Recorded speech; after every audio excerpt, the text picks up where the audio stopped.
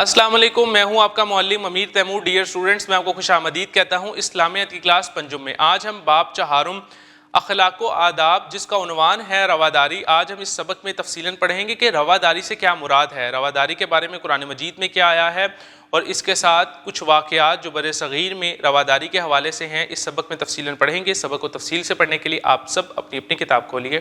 باب چہارم اخلاق و آداب، سبق نمبر 1 رواداری، حاصلات تعلم۔ اس سبق کو پڑھنے کے بعد طلبہ اس قابل ہو جائیں گے کہ وہ رواداری کے معنی و مفہوم سے آگاہ ہو سکیں، سماجی ہم آہنگی میں رواداری کی اہمیت سے واقف ہو سکیں، رواداری کے معاشرتی فوائد و اثرات سے آگاہ ہو سکیں، اسلامی تعلیمات اور اسوہ رسول خاتم النبیین صلی اللہ علیہ وسلم کی روشنی میں گروہی، مذہبی، مسلکی، علاقائی اور لسانی عدم برداشت سے اجتناب کر سکیں۔ پڑھیے، ارشاد باری تعالیٰ ہے ترجمہ، اور جنہیں وہ اللہ کے سوا پوجتے ہیں انہیں برا مت کہو، پس ایسا نہ ہو کہ وہ بھی علم کے بغیر زیادتی کرتے ہوئے اللہ کو برا بھلا کہنے لگیں۔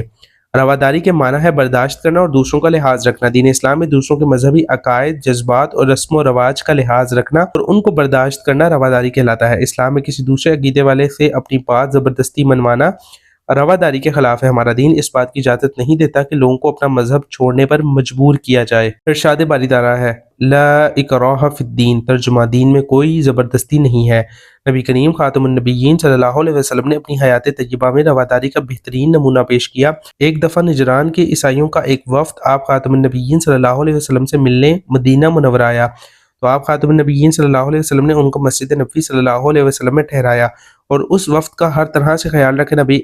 نبی اکرم خاتم النبیین صلی اللہ علیہ وسلم نے انہیں اسلام کی دعوت دی تو انہوں نے اسلام قبول کرنے سے انکار کر دیا۔ مسجد نبوی صلی اللہ علیہ وسلم میں قیام کے دوران جب ان کی عبادت کا وقت ہوا تو آپ خاتم النبیین صلی اللہ علیہ وسلم نے انہیں مسجد نبوی صلی اللہ علیہ وسلم کے ایک گوشے میں مسیحی طریقے سے عبادت کرنے کی اجازت دی۔ یہ دوسرے مذہب کے لوگوں کے ساتھ رواداری کی بہترین مثال ہے۔ خلفائے راشدین رضی اللہ تعالی عنہم کے دور میں سپہ سالاروں کو تاکید کی جاتی تھی کہ وہ دوسرے مذہب کے پیشوا اور عبادت گزاروں پر کسی طرح کی سختی نہ کریں اور ان کی عبادت گاہوں کا احترام کریں۔ حضرت خالد بن ولید رضی اللہ تعالی عنہ نے ملک شام کو فتح کرنے کے بعد اعلان فرمایا عیسائیوں کی عبادت گاہوں کو نہ چھیڑا جائے، وہ بھی اسی ملک میں رہیں گے اور انہیں مکمل مذہبی آزادی حاصل ہوگی۔ مزید معلومات، بیت المقدس خلیفہ راشد حضرت عمر فاروق رضی اللہ تعالی عنہ کے دور حکومت میں فتح ہوا۔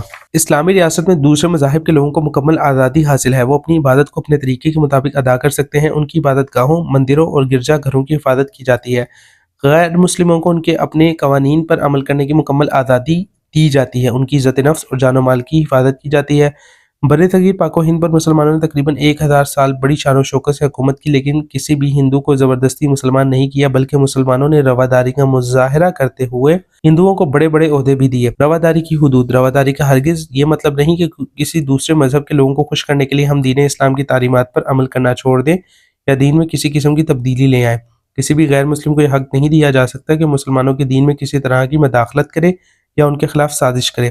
اس کے علاوہ انہیں کوئی بھی ایسی حرکت یا بات کرنے کی اجازت نہیں دی جانی چاہیے جو پیغمبر اسلام حضرت محمد رسول اللہ صلی اللہ علیہ وسلم کی شان اور مقام و مرتبہ کے منافی ہو۔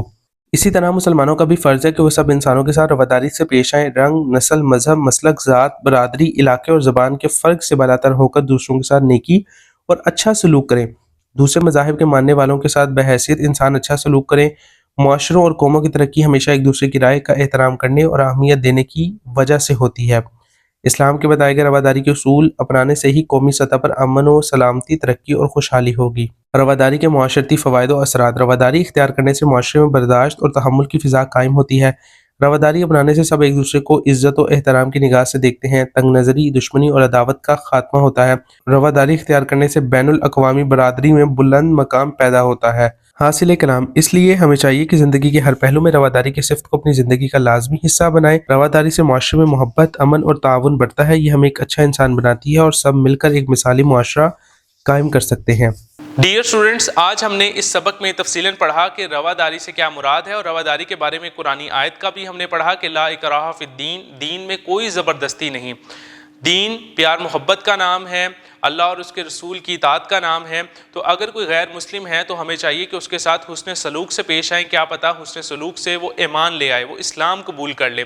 اور بر صغیر میں مسلمانوں نے 1000 سالہ حکومت کی، اور اس 1000 سال کے اندر کسی ایک مسلمان جو بادشاہ تھا اس نے کسی غیر مسلم کو زبردستی اسلام قبول نہیں کروایا۔ تو یہ رواداری کی سب سے بڑی مثال ہے۔